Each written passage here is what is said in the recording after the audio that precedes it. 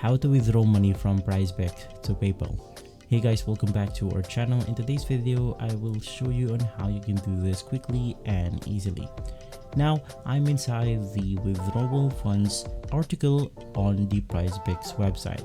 Now from here, we have this how do I withdraw funds. Basically, you can go ahead and request a withdrawal to any approved bank account.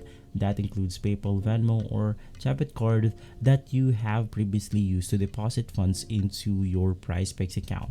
So you could just go ahead and click on the request a withdrawal page right here, and you will be taken to this page where you can then go ahead and request to withdraw money from PrizePicks. You can just go ahead and choose PayPal. Now, to request a withdrawal, navigate through the menu located in the top left corner of the PrizePicks apps. If you are accessing your account on browser, the menu is going to be on the top right corner. From there, you can select the request withdrawal, or once again, you can just navigate through app.prizepicks.com/withdrawal. From there, you'll receive a one-time password code by email as soon as you request your withdrawal. No further actions is needed in your part. They will send an email to confirm whether the withdrawal was successful or not.